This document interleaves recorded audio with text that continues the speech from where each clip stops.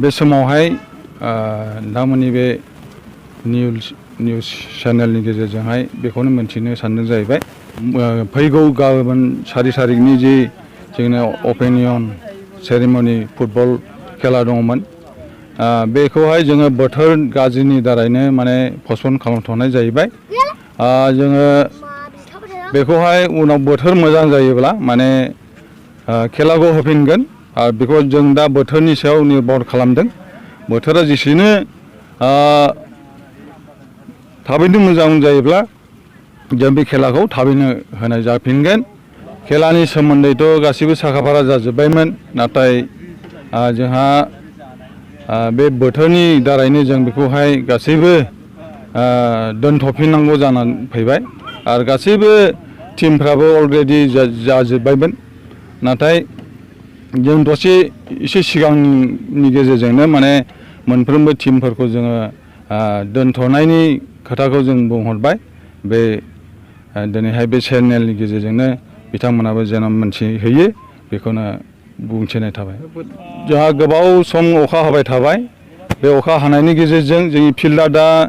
already माने गाज्रि जानानै दङ माने हाब्रु जानानै दङ ओमफ्राय बेवहाय जोङो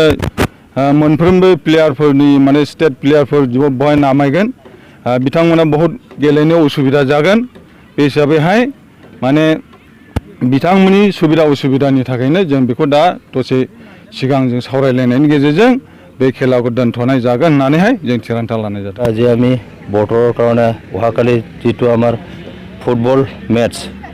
ওপেনিং আছিল সেইটো আজি পষ্টপন কৰা হ'ল আমাৰ কিছুমান বতৰৰ কাৰণে অসুবিধাৰ কাৰণে আৰু ফিল্ডত যিবিলাক অসুবিধা হৈছে ইয়াৰ কাৰণে আমি পষ্টপন কৰা হৈছে বাইক सालायनो मोजां मोनग्रा सुबुंफोरनि थाखाय मोनसे गोजोनथाव खौरां जोबोद खम बेसेनावनो लननि गेजेरजों बाइक लानो हागोन क'क्राझार जिल्ला सेरफांगुरियाव थानाय पंका एन्टारप्राइजआव मोनसे गोदान खाबु लाबोदों फैगौ 30 आगस्तनिफ्राय 2 सेप्तेम्बरसिम पंका एन्टारप्राइजआव लन मेला खुंफुंगोन बेनि गेजेरजों नोंथाङा बाजाज कम्पानिनि गुबुन गुबुन रोखोमनि गोदान बाइकफोरखौ जोबोद खम डाउन पेमेन्ट होनानैनो लनाव लानो हागोन बारा नङा गासै 10,000 डाउन पेमेन्ट होनानैनो नोंथाङा बाइकखौ मोनफुंनो हागोन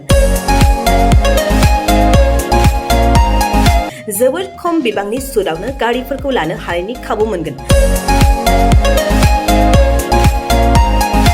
बाइकजों लोगोसे बेसेन नाङाजासे हेलमेटबो मोननो हागोन 1,000 रांजों नोंथाङा बुकिं खालामग्रोनानैबो दोनहरनो हागोन बेजों लोगोसेयैनो नोंथांनि गोजाम जानाय गासैबो रोखोमनि बाइक स्कुटिफोरखौबो सोलाय सोल' खालामनायनि खाबुखौबो मोननो हागोन